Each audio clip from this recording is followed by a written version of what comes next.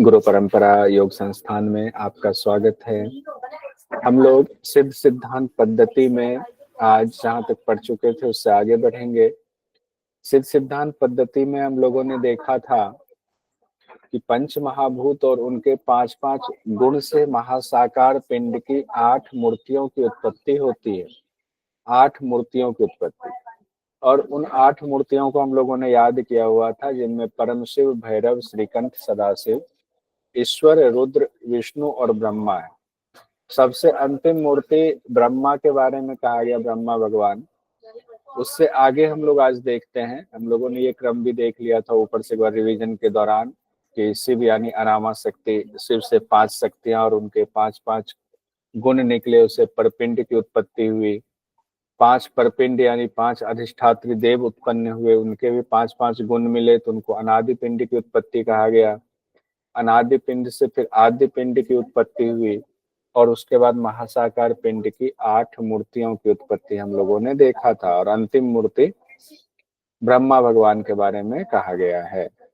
अब ब्रह्मा भगवान से आगे सृष्टि का क्या हुआ है उसकी चर्चा की जा रही है सिद्ध सिद्धांत पद्धति में।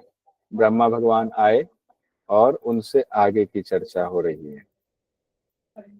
ये देखिए आगे है, यहाँ से उस ब्रह्मा भगवान के निकट भर देखने से नर नारी रूपी प्रकृति पिंड की उत्पत्ति हुई है। अब यहाँ से कहानी और आगे बढ़ रही है कि ब्रह्मा भगवान ने निकट भर नजदीक देखा, जब वो आए तो नर नारी रूप में प्रकृति पिंड की उत्पत्ति हुई। यानी प्रकृति पिंड की उत्पत्ति कहाँ से हुई? ब्रह्मा भगवान से हुई। यानी इसमें कहा गया है कि 5 महाभूत 5 तत्व वाला भौतिक शरीर जो नर नारी पिंड के रूप में है वो उत्पन्न हुआ। ब्रह्मा भगवान के निकट पर देखने से नर नारी पिंड की उत्पत्ति हुई, और उस पिंड को क्या कहा गया? प्रकृति पिंड कहा गया। ये ध्यान रखेंगे, ब्रह्मा भगवान के देखने पर से किस पिंड की उत्पत्ति हुई? प्रकृति पिंड की उत्पत्ति हुई। प्रकृति पिंड में 5 चीजें कही गई हैं। वो 5 चीजें क्या है? ऊपर जो हम लोगों ने देखा था वो उसमें था महापृथ्वी, महाजल, महाअग्नि, महावायु, महाआकाश, महा लगा हुआ था, सब सूक्ष्म रूप में था। अब यहाँ से प्रकृति पिंड को की उत्पत्ति का देखा जा रहा है, जो अब स्थूल रूप में है। स्थूल रूप में क्या है? पृथ्वी, जल, अग्नि, वायु और आकाश, ये स्थूल रूप में आए हैं। और पृथ्वी के फिर गुण बताए गए हैं, जल के गुण, अग्नि के गुण, वायु के गुण, आकाश के 5-5 गुण हैं। पृथ्वी के कहा गया है अस्थि, मांस, त्वचा, नाड़ी और रोम कहा गया है पृथ्वी के। प्रकृति पिंड में जो पहला तत्व हुआ पृथ्वी, इसके 5 गुण हुए अस्थि, मांस, त्वचा, नाड़ी और रोम। उसके बाद जल के कहा गया इस शरीर में जल रूप में क्या क्या है? तो लार है, मूत्र है, शुक्र है, रक्त है और स्वेद यानी पसीना है। अग्नि है, अग्नि रूप में इस शरीर में क्या मौजूद है? तो क्षुधा है, तृषा है, निद्रा है। क्षुधा तृषा हुआ भूख प्यास। निद्रा है, निद्रा भी अग्नि का रूप कहा गया। कांति है, कांति भी अग्नि का रूप कहा गया। और आलस्य भी अग्नि से संबंधित बताया गया है। उसके बाद वायु की चर्चा आ रही है। वायु में कहा गया धावन, भ्रमण, प्रसारण, आकुंचन, निरोधन। क्या है? धावन, भ्रमण, प्रसारण, आकुंचन और निरोधन, ये वायु की वजह से ये क्रिया हम संपादित करते हैं। आकाश तत्व की बात आए हमारे शरीर में, उससे कौन कौन सी क्रिया का संपादन होता है? कहा गया राग, द्वेष, भय, लज्जा और मोह, ये आकाश की वजह से संपादन होता है। कौन सा? राग, द्वेष, भय, लज्जा और मोह, ये आकाश की वजह से संपादन होता है। ये हमारे शरीर में ये चीजें बताई गई। अब शरीर बन गया, शरीर में इतनी सारी चीजें आ गई।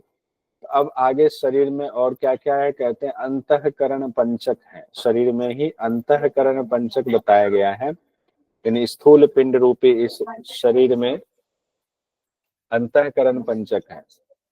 स्थूल पिंड के संचालन के लिए, जो स्थूल पिंड भी आपने देखा प्रकृति पिंड के रूप में, उसमें 5 चीजें और 5-5 गुण आपने देखा। अब उसका संचालन, उस पूरे शरीर का संचालन कैसे हुआ? तो उसके लिए कहा गया अंतःकरण पंचक की जरूरत है। तो अंतःकरण के द्वारा इस प्रकृति पिंड का संचालन होता है। और अंतःकरण में 5 चीजें कही गई, जिसका नाम ही है अंतःकरण पंचक। मन, बुद्धि, अहंकार, चित्त और चैतन्य, ये 5 चीजें। अब आपके मन में आ सकता है कि अंतःकरण पंचक की चर्चा कहाँ है, तो ये है सिद्ध सिद्धांत पद्धति में। क्या? मन, बुद्धि, अहंकार, चित्त और चैतन्य। मन, बुद्धि, अहंकार, चित्त और चैतन्य, ये 5 चीजें हैं। मन, बुद्धि, अहंकार, चित्त, चैतन्य के भी 5-5 गुण हैं। जो पांचों अंतःकरण है, मन के भी 5 हैं, बुद्धि के भी 5 है, अहंकार से भी 5 चीजें संपादित होंगे, चित्त से भी और चैतन्य से भी। तो देखते हैं मन में क्या है, मन क्या क्या करता है। तो मन के 5 गुण में कहा गया संकल्प विकल्प करना मन का कार्य है। मन क्या करता है? संकल्प विकल्प करता है। मूर्छा, जड़ता और मनन मतलब विचार करना। मूर्छा, जड़ता, मनन ये मन का ही कार्य है। बुद्धि में कहा गया क्या है? विवेक है, वैराग्य है, शांति है, संतोष है और क्षमा है। ये बुद्धि के गुण है 5। क्या? विवेक, वैराग्य, शांति, संतोष और क्षमा, ये बुद्धि के 5 गुण हैं। अहंकार के 5 गुण क्या बताए गए हैं? अभिमान, मदीय, मदीय मतलब होता है मेरी वस्तु, मदीय। मम सुख, मेरा सुख। मम दुख, मेरा ही सबसे बड़ा दुख है। ममेदम यानी मेरे पदार्थ, मेरे संबंधी, मेरे सब कुछ। तो ये अहंकार का संबंध है जिसमें मेरा मेरा मेरा आता है। चित्त की बात आती है, चित्त के 5 गुण कहे गए हैं। मति, मति मतलब इच्छा, धृति, धीरता, स्मृति, त्याग और स्वीकार, ये चित्त के 5 गुण कहे गए। क्या? मति, धृति, स्मृति, त्याग और स्वीकार। मति, धृति, स्मृति, त्याग और स्वीकार, ये 5 गुण चित्त के कहे गए। अब जो 5वां अंतःकरण पंचक में है वो है चैतन्य। चैतन्य के भी 5 गुण बताए गए हैं। क्या क्या? विमर्श, शीलन, धैर्य, चिंतन और निष्पृह। विमर्श हुआ वस्तु का विचार करना, विमर्श। शीलन हुआ यथार्थ ज्ञान में लगना, शीलन है। धैर्य है, उसमें धृति और धैर्य है, ऊपर भी धृति है, नीचे धैर्य कहा गया है। तकरीबन मिलता जुलता ही है, बहुत सूक्ष्म अंतर होता है दोनों। धैर्य कहा गया है। उसका चिंतन है, चैतन्य में चिंतन। और फिर कहा गया निष्पृह। निष्पृह मतलब कहा गया कि हर विषयों से भी अब अनासक्त हो जाना, निष्पृह कहा गया है। ये चैतन्य का 5वां गुण बताया गया है। अब आपसे क्वेश्चन आ सकता है कि 5 अंतःकरण की चर्चा किस हठयोग शास्त्र में है? तो सिद्ध सिद्धांत पद्धति में अंतःकरण पंचक की चर्चा है।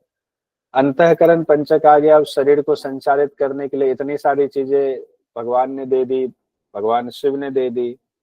अब उसके बाद कुल पंचक की बारी आती है कि कुल पंचक हमारे शरीर में उसका भी स्थान है। कहते हैं कुल पंचक क्या है?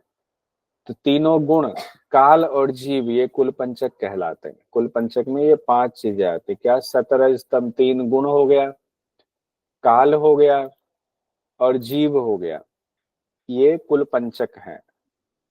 और अब इसमें व्याख्याकार ने लिखा हुआ है कि भाव, मन, बुद्धि आदि के संचालन में कुल पंचक की भूमिका होती है। इसीलिए कुल यानी इसे प्रधान कहा गया, कुल पंचक।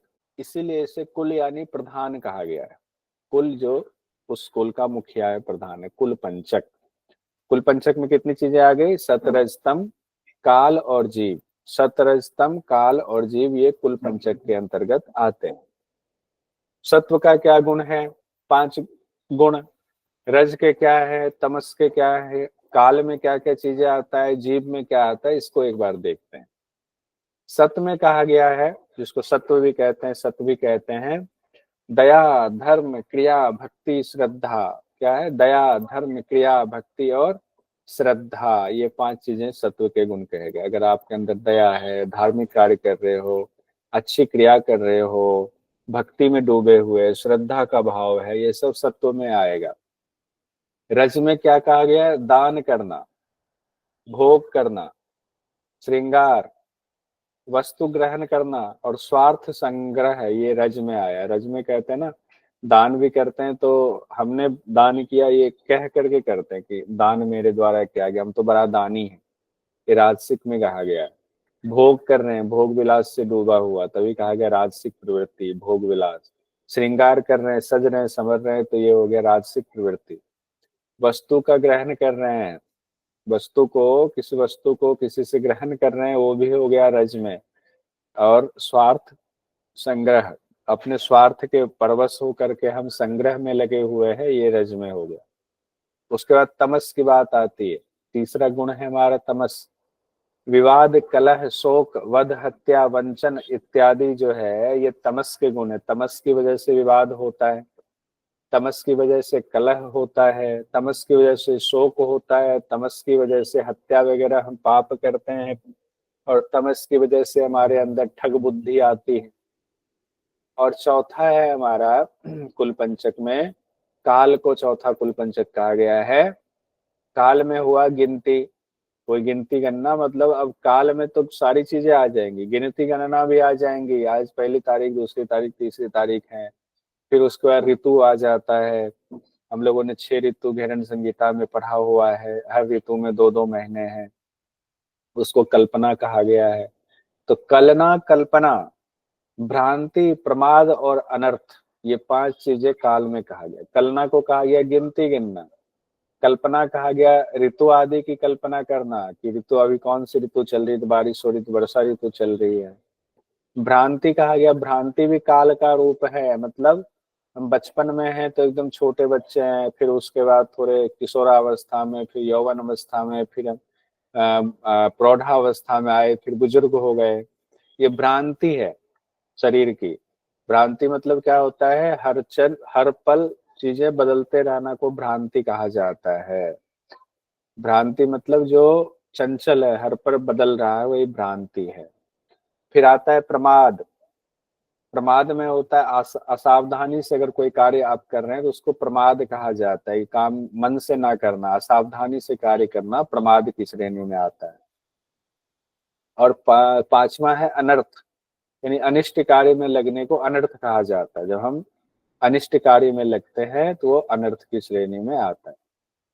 और पांचवा है हमारा कुल पंचक में, जीव में जागृत, स्वप्न, सुषुप्ति, तुरी और तुरीयावस्था।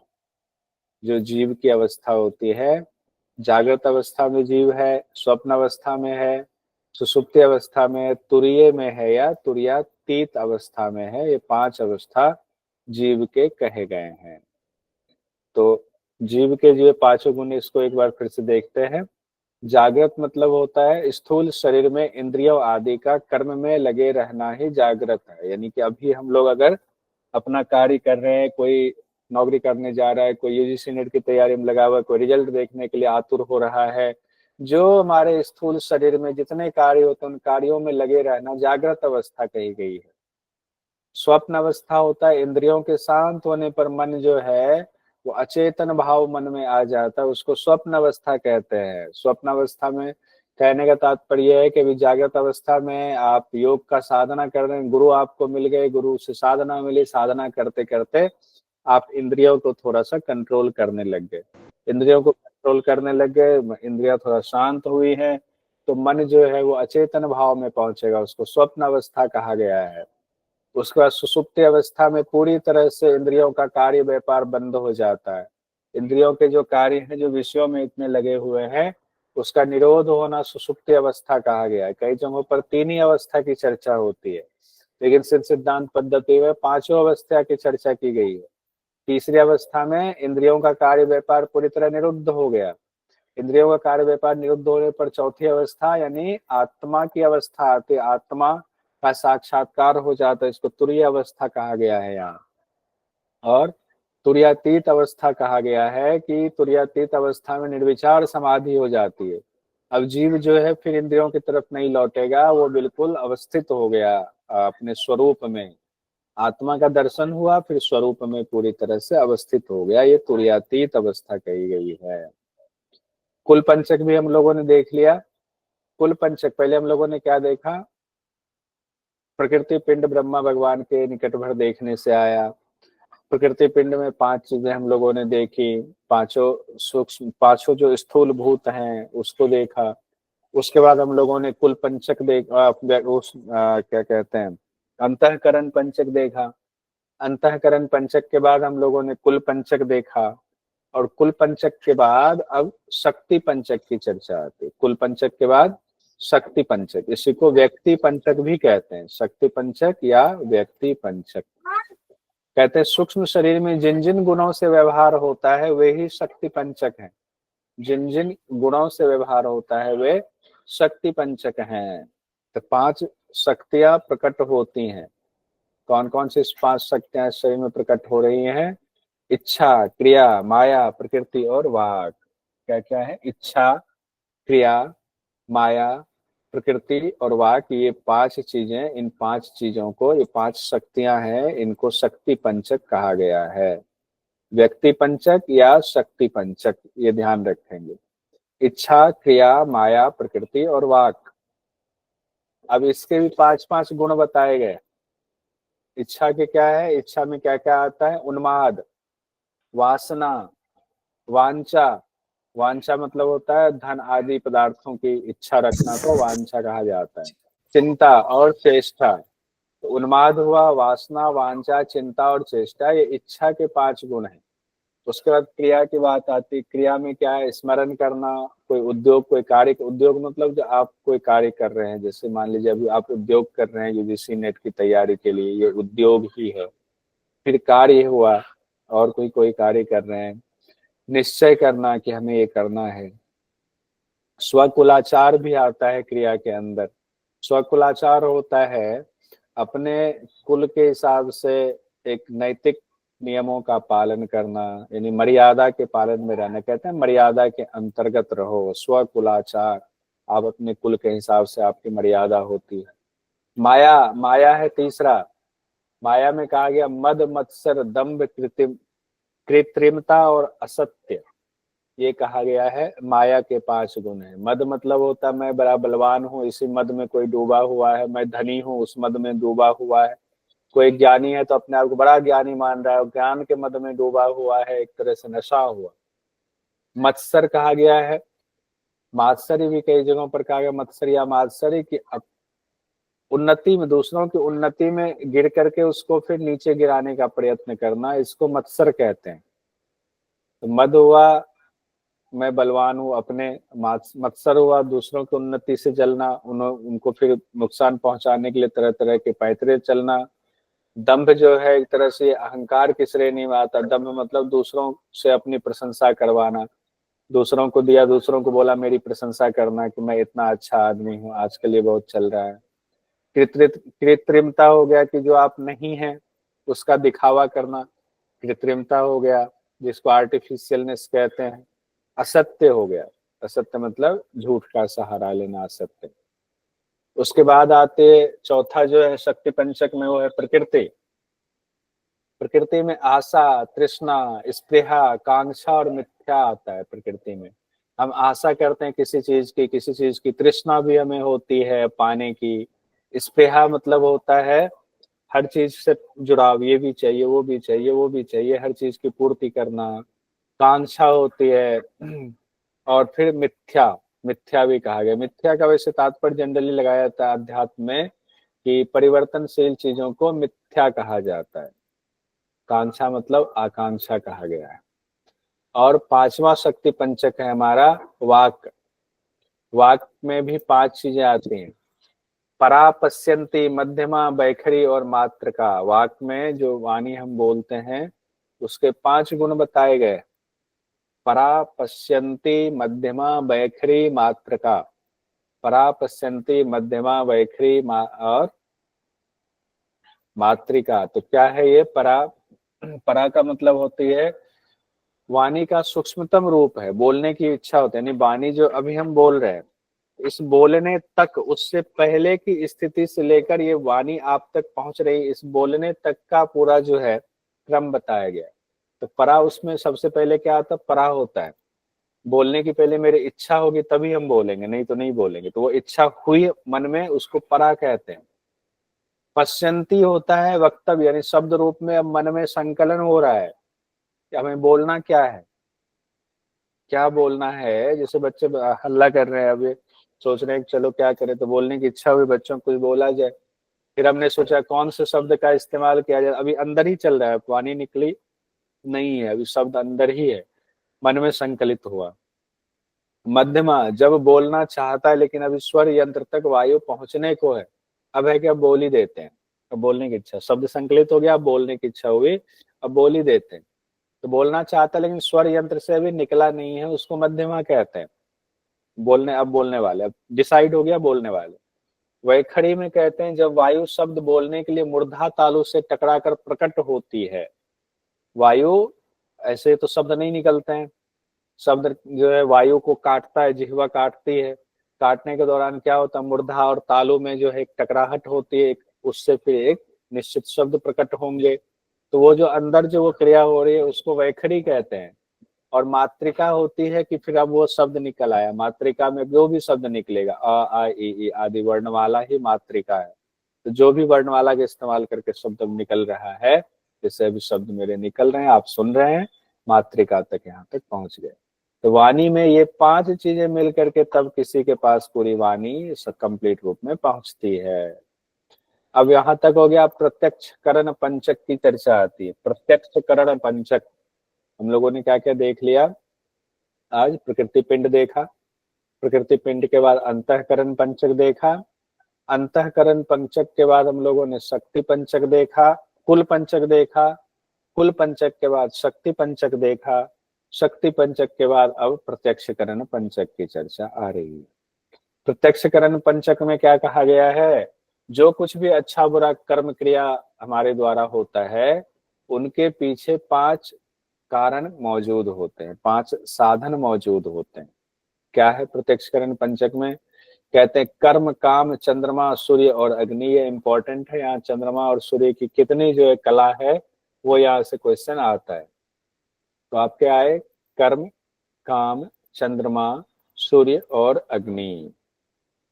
कर्म में हुआ शुभ कार्य कर रहे हैं, अशुभ कार्य कर रहे हैं, यश वाले कर रहे हैं या अपकीर्ति वाले कर रहे हैं जिससे आपकी बदनामी हो रही है, और अदृश्य फल साधना, ये सारी चीजें कर्म के अंतर्गत, शुभ अशुभ, यश अपकीर्ति, अदृश्य फल साधना। काम में आता है रति, प्रीति, क्रीड़ा, कामना और आतुरता, ये सब काम में आ जाता है, काम वासना के अंतर्गत। रति, प्रीति, क्रीड़ा, कामना और आतुरता। उसके बाद चंद्रमा में आते हैं, अब यहाँ से इंपॉर्टेंट है चंद्रमा, सूर्य और अग्नि में। चंद्रमा की 17 कला बताई गई है, ध्यान रखिए, सिद्ध सिद्धांत पद्धति में चंद्रमा की 17 कला बताई गई है, और सिद्ध सिद्धांत पद्धति में सूर्य की 13 कला बताई गई है, और अग्नि की 11 कला बताई गई है। सिद्ध सिद्धांत पद्धति में 11 कला बताई गई है। चंद्रमा के जो गुण पहले देख लेते हैं, उल्लोल, कल्लोल, उच्छलंती, उन्मादिनी, तरंगिनी, ये सब गुण हैं। सूर्य में कहा गया तापनी, ग्रसिका, ऊर्जा, आकुंचनी, शोषणी, ये सूर्य के गुण बताए गए हैं। और अग्नि में कहा गया है दीपिका, राजिका, ज्वालिनी, विस्फुलिंगिनी और प्रचंड, इस तरह अग्नि का कहा गया। एक बार हम लोग इसके गुण देख लेते हैं। उल्लोल कल्लोल किनका है गुण बताइए? उल्लोल कल्लोल चंद्रमा के। तो कितने चंद्रमा के कितने गुण बताए गए हैं सिद्ध सिद्धांत पद्धति में?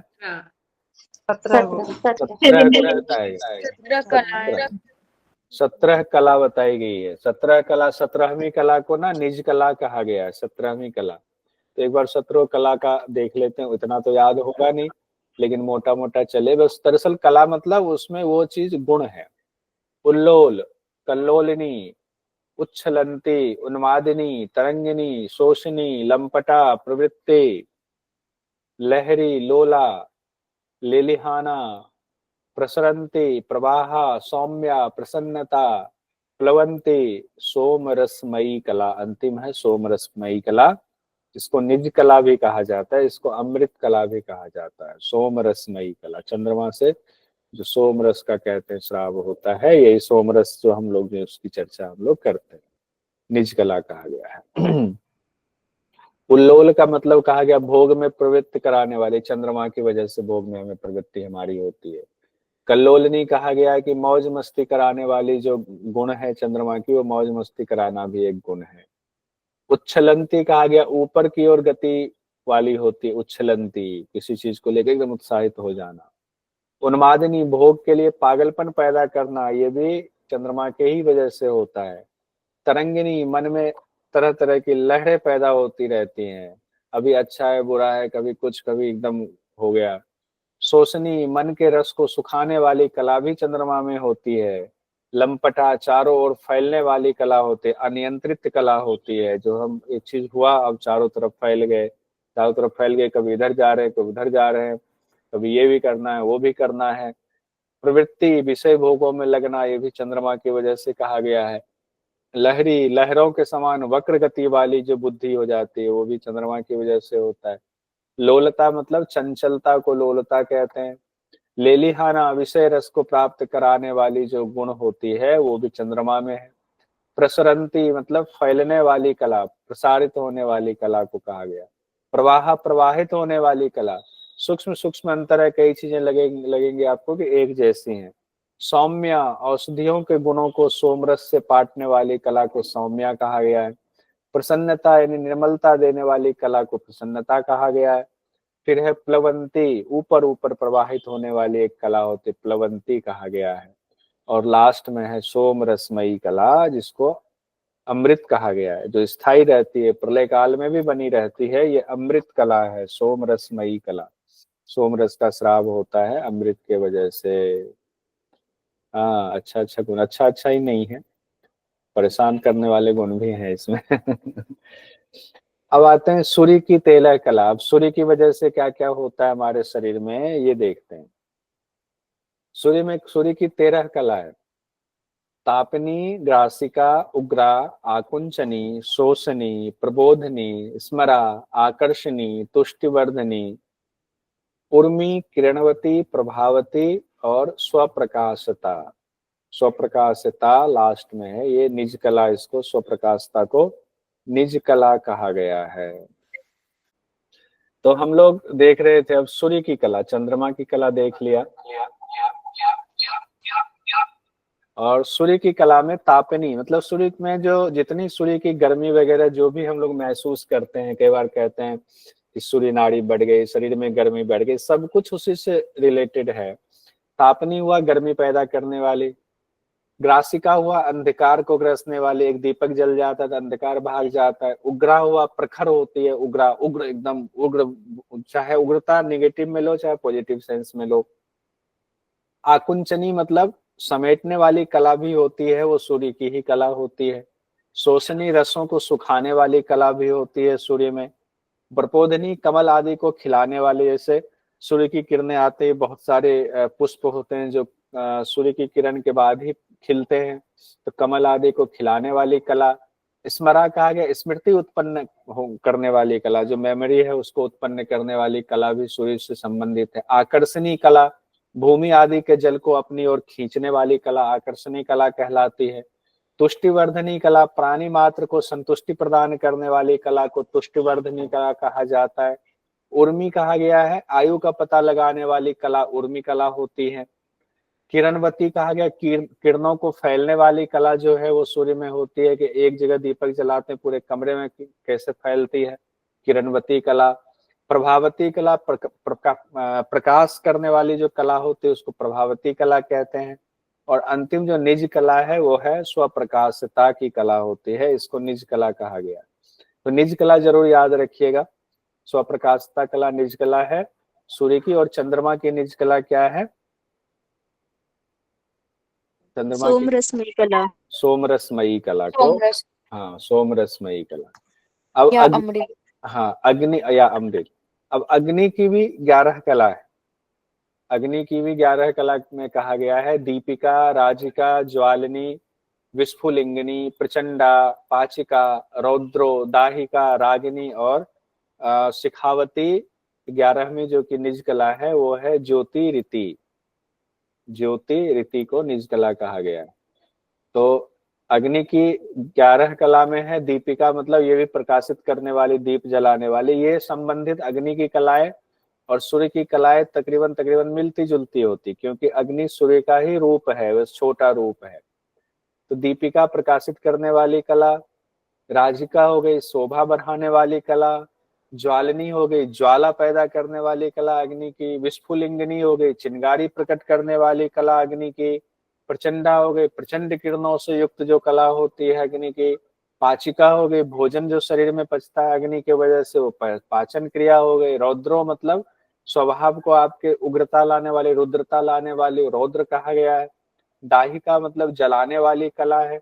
रागिनी कहा गया, लाल ज्योति को रागिनी कहा गया। शिखावती है, लौ जो हमेशा ऊपर उठती रहती है, लौ नीचे क्यों नहीं जाती है, तो वो शिखावती कला की वजह से होती है। और अंतिम यानी 11वीं कला है ज्योतिरीति कला। तो इस तरह से जो सार रूप में है, चंद्रमा की 17 कलाएं, सूर्य की 13 कला, अग्नि की 11 कला। चंद्रमा की निज कला को सोम रसमयी कला कहा गया, सूर्य की निज कला को स्वप्रकाशिता कहा गया, और अग्नि की जो निज कला है उसको ज्योतिरीति कहा गया है, ज्योतिरीति। अब उसके बाद 10 नारियां और उसके स्थान की चर्चा है, जो कि बहुत महत्वपूर्ण है, एग्जाम में कई बार पूछा जाता है। तो 10 नारी कहा गया है, वो है इड़ा पिंगला सुषुम्ना सरस्वती, पूषा अलम्बुषा गांधारी, हस्त जिह्वा कुहू और शंखनी। इड़ा पिंगला सुषुम्ना सरस्वती तक आराम से याद रहेगा। पूषा अलम्बुसा गांधारी हस्त जिह्वा कुहू और शंखनी, कई जगहों पर इस नारी की चर्चा है। अब किस जगह पर कौन सी नारी का स्थान बताया गया है वो भी देख लेते हैं। इड़ा हो गया बाई नासिका, पिंगला दाई नासिका, सुषुम्ना ब्रह्मदंड। 3 तक तो कोई दिक्कत किसी को नहीं होगी, किसी शास्त्र में इसमें अलग नहीं बताया गया है, तीनों एक ही है। लेकिन उसके बाद कई चीजें अलग अलग शास्त्रों में थोड़ा बहुत चेंज हो जाता है। तो इड़ा पिंगला सुषुम्ना हो गया बाई नासिका, दाई नासिका ब्रह्मदंड। सरस्वती कहा गया मुख द्वार में, सिद्ध सिद्धांत सरस्वती कहते हैं मुख में सरस्वती का वास है, तो सरस्वती मुख द्वार से संबंधित है। और पूषा, पूषा अलम्बुसा हो गया बाई आंख दाई आंख, पूषा बाई आंख अलम्बुसा दाई आंख, पूषा बाई आंख अलम्बुसा दाई आंख। गांधारी और हस्तजिह्विका, गांधारी को बायां कान कहा गया, हस्तजिह्विका को दाहिना कान कहा गया, आपको याद रखना पड़ेगा। गांधारी बायां कान और हस्तजीविका दाहिना कान, बायां कान और दाहिना कान। कुहू और शंखनी, कुहू हो गया गुदा द्वार को कुहू कहा गया है, और शंखनी लिंग द्वार को कहा गया है। कुहू गुदा द्वार को, शंखनी लिंग द्वार को शंखनी कहा गया, यानी कि शंखनी कहा गया इस मतलब लिंग द्वार में शंखनी नारी होती है, गुदा द्वार में कुहू नारी होती है, दाहिने कान में हस्तजिह्विका नारी है, बाएं कान में गांधारी नारी है, पूषा बाई आंख में, अलम्बुसा दाहिनी आंख में है। इस तरह से 10 जो प्रमुख नारी है उसके स्थान बताए गए। और फिर वायु के बारे में कहा गया है, 10 वायु, प्राण अपान समान व्यान उदान और नाग कुर्म कृकल देवदत्त और धनंजय, 10 प्राण जो है उसकी चर्चा है, उसके स्थान भी बताए गए हैं। प्राण का कहा गया हृदय स्थान है, अपान का गुदा कहा गया है, समान का नाभि, व्यान हो गया संपूर्ण शरीर, उदान कंठ। ये वायु वैसे ही कहा गया जैसे हम लोग जनरली नॉर्मली याद रखते हैं। अब उसके कार्य देख लेते हैं एक बार क्या है। प्राण के कार्य जो हृदय में है उसमें कहा गया है श्वास प्रश्वास लेना, हकार स्वकार ध्वनि जो होती है, श्वास लेते हैं हकार ध्वनि, छोड़ते हैं तो हकार ध्वनि। तो हंस मंत्र का जाप भी जो है वो कहा गया है किसकी वजह से, प्राण की वजह से, हकार सकार रूप ध्वनि भी। अपान का स्थान गुदा में है, लेकिन ये कहा गया है रेचक पूरक क्रिया में सहायता करता है, ये इंपॉर्टेंट है, इसको ध्यान रखना पड़ेगा, एग्जाम की दृष्टि से इंपॉर्टेंट है। अपान जो वायु है वो गुदा में वास है, और रेचक पूरक क्रिया में अपान वायु सहायता करता है, ये कहीं नोट कीजिएगा। समान वायु नाभि में है, जो जठराग्नि प्रदीप्त करना और पाचन में सहायता करता है, समान वायु नाभि के, नाभि में, नाभि से पाचक रस से संबंधित है, तो ये याद रहेगा, इसमें दिक्कत नहीं होगी। व्यान कहा गया जो संपूर्ण शरीर में है, वो शोषण और वृद्धि का कार्य कहा गया। शोषण और वृद्धि का कार्य इससे संबंधित ये हुआ कि जो खाना पचा है उसके पौष्टिक तत्वों को पहले लेकर के फिर पूरे शरीर में पहुंचाना, तो शोषण और वृद्धि दोनों कार्य व्यान वायु का है। उदान में हो गया, कंठ में चूंकि उदान का स्थान है तो आहार निगलना, वमन करना, हम बातचीत कर रहे हैं, वार्तालाप वगैरह, ये सब उदान यानी कंठ की वजह से हो रहा है। उसके बाद हम लोग आते हैं बाकी नाग, कुर्म, कृकल, देवदत्त और धनंजय, 5 जो वायु है। नाग हो गया त्यागना, अंग संचालन, नाग का कार्य क्या है? त्यागना और अंग संचालन। कुर्म में कहा गया है नेत्र उन्मीलन, कंपन, कुर्म का कार्य कहा गया है। कृकल का कार्य कहा गया है डकार, भूख प्यास, कृकल में कहा गया है। देवदत्त जमहाई लेता है, देवदत्त में कहा गया जमहाई। धनंजय में जो इंपॉर्टेंट है वो ध्यान रखिए, सिद्ध सिद्धांत पद्धति के अनुसार धनंजय वायु का कार्य है अनाहत नाद को उत्पन्न करना। अनाहत नाद संबंधित है धनंजय वायु से, धनंजय उपप्राण से संबंधित है। उसके बाद कहते हैं कि इन 10 वायु के संसर्ग से नर नारी पिंड की उत्पत्ति हुई। नर नारी पिंड आ गया, सारी चीजें डाल दी गई। जब प्राण देंगे तो प्राण की वजह से संचालित हो रहा है। तो 10 वायु का संसर्ग जैसे ही नर नारी पिंड में हुआ, वैसे नर नारी पिंड अब साकार रूप में सामने आ गया। अब उसमें संचालन वगैरह सब होने लगा, सांस लेने लग गए हम। अब यहाँ पर एक सवाल ऐसे दिया हुआ है, सिद्ध सिद्धांत पद्धति के अनुसार अनाहत नाद को उत्पन्न करने का कार्य किसके जिम्मे है? तो धनंजय प्राण वायु, धनंजय उप प्राण के उसमें है। अब स्थूल शरीर की उत्पत्ति के बारे में बड़ा सुंदर व्याख्या की गई है सिद्ध सिद्धांत पद्धति में, इसको भी देख ही लेते हैं। परीक्षा की दृष्टि से इतना इंपॉर्टेंट नहीं है, इसलिए थोड़ा जल्दी जल्दी करके इसको कंप्लीट करते हैं। कहा गया स्थूल शरीर की उत्पत्ति में गर्भाशय में पिंड की उत्पत्ति का क्रम बताया गया है। ऋतुकाल में स्त्री पुरुष का संसर्ग हुआ, यानी रज और बिंदु का संयोग होता है। तो प्रथम जो उत्पत्ति होती है रज बिंदु के संयोग से, वो कलल रूप में होती है। जो कलल होता है उसको, मतलब पहला जो बच्चे की स्थिति हम आप सब थे, वो कलल रूप में हम उत्पन्न हुए, यानी रज और बीड़ी का मिलना, उससे क्या उत्पत्ति हुई? कलल की। और 7 दिन यानी कि 168 घंटे में बुद्बुद रूप में वो परिणत हो जाता है। कलल जो है 7 दिन में कलल बुद्बुद रूप में हम लोग परिणत हो जाते हैं। और 15 दिन में कहा गया कि गोल आकार का पिंड बन जाता है। नाद बिंदु जो मिला, जो कलल हुआ, बुद्बुद रूप में हुआ, अब वो गोल आकार के पिंड में आ गया, यानी बहुत छोटा था, छोटा से बढ़ता चला गया। और 1 महीना बीतते बीतते वो कठोर रूप में हो जाता है। 2 महीने में सिर बन जाते हैं बच्चे के, तीसरे महीने में हाथ पैर बन जाता है, चौथे महीने में कहा गया आंख, कान, नाक, मुंह, लिंग, गुदा की उत्पत्ति होती है। 5वें महीने में कहा गया पीठ और पेट बनता है 5वें महीने में। 6ठे महीने में नख और बाल भी हो जाते हैं। और 7वें महीने में गर्भ के अंदर बच्चा पूर्ण रूप से उसमें चेतना आ जाती है। 7वें महीने में बहुत पाँव मारना शुरू कर देता है। और 8वें महीने में सभी लक्षणों से युक्त हो जाता है। और 9वें महीने में तो पेट के अंदर ही संपूर्ण ज्ञान से युक्त हो जाता है।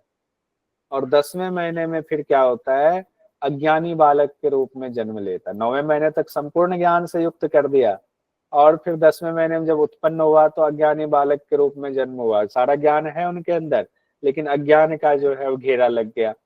अब अज्ञान, अब गुरु मिलेंगे तो अज्ञान दूर करेंगे। तो स्थूल शरीर की प्रथम उत्पत्ति का नाम क्या है? कलल है।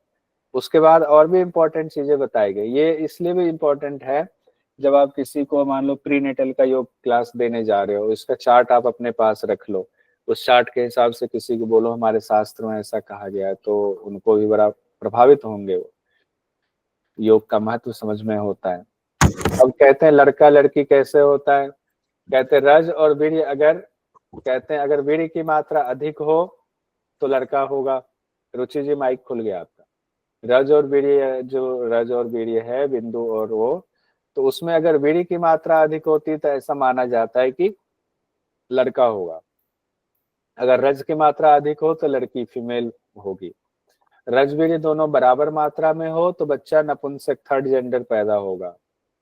कहते हैं कि संसर्ग के दौरान स्त्री पुरुष में से कोई परेशान हो, चिंतित हो, व्याकुल हो, तब जो बच्चा होता है वो अंधा, कुबरा, बौना, लंगड़ा, अंगहीन पैदा होता है। मिलन के दौरान यदि एक बार से ज्यादा स्खलन हो जाता है तो जुड़वा या 3 बच्चे का जन्म होता है, यानी एक से ज्यादा बच्चे का जन्म, ऐसा कहा गया है। अब वो भी इम्पोर्टेंट उतना नहीं था, लेकिन एक ही बार में समझने वाली बात थी, कुछ खास नहीं था। शिशु शरीर में धातुओं का भार बताया गया। वीर्य 3.5 पल कहा गया है, रक्त कहा गया है 20 पल, ये मात्रा है। मेद कहा गया 12 पल होता है एक शिशु शरीर में जब बच्चा पैदा हुआ है। पित्त जो है 10 पल होता है, कफ 20 पल होता है, वात भी 20 पल होता है। हड्डियां 360 हड्डियां होती है, और रोम छिद्र कहा गया 3.5 करोड़ रोम छिद्र होता है उस बच्चे के अंतर्गत, यानी शिशु के अंतर्गत। अब अभी तक जो हम लोगों ने पढ़ा है उसको एक बार देखते हैं। हम लोगों ने अनामा पिंड पढ़ा, अनामा की 5 शक्तियां देखी, फिर परपिंड देखा, 5 अधिष्ठात्री देव उत्पन्न हुए, अनादि पिंड देखा, फिर आद्य पिंड देखा, फिर हम लोगों ने महासाकार पिंड की 8 मूर्तियां देखी। अंतिम मूर्ति ब्रह्मा भगवान थे। ब्रह्मा भगवान के निकट पर देखने से प्रकृति पिंड उत्पन्न हुए। प्रकृति पिंड जब उत्पन्न हो गया तो अंतःकरण पंचक आया। अंतःकरण पंचक के बाद कुल पंचक आया, फिर शक्ति पंचक हम लोगों ने अभी पढ़ा, फिर प्रत्यक्षीकरण पंचक पढ़ा, और अभी फिर हम लोगों ने 10 मुख्य नाड़ियों के बारे में पढ़ा, और फिर 10 प्राण भी हम लोगों ने पढ़ा हुआ है। फिर हमने देखा बच्चा कैसे उत्पन्न होता है। कुछ इंपॉर्टेंट क्वेश्चन है, इसको देख लीजिए। सिद्ध सिद्धांत पद्धति के लेखक कौन है? सारा आंसर लिखा हुआ है, और गोरखनाथ। एकदम अब खुल के जो है बोलिए, अभी तक मैं बोल रहा था, अब आप लोगों के बोलने की बारी है। सिद्ध सिद्धांत पद्धति के अनुसार शिव की पहली शक्ति कौन सी है? अनामा या निजा शक्ति कहा गया। अनामा शक्ति का दूसरा नाम क्या कहा गया है? निजा शक्ति। परपिंड की उत्पत्ति कैसे हुई? परपिंड की उत्पत्ति 5 शक्तियां और 5 गुण थे। तो 5 शक्तियां आई थी और वो उनके 5-5 गुण से परपिंड हुआ। अनादि पिंड की उत्पत्ति कैसे हुई? 5 अधिष्ठात्री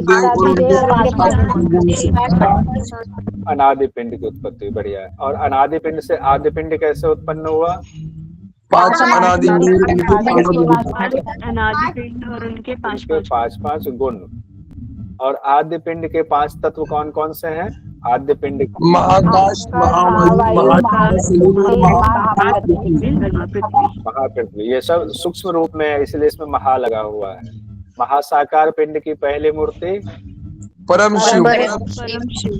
महासाकार पिंड की अंतिम मूर्ति ब्रह्मा। महासाकार पिंड की 8 मूर्तियों के नाम बता सकते हैं? एक कोई हैंड रेज कर दीजिए तो। हाँ ठीक है, रिया जी बताइए। रिया विष्णु।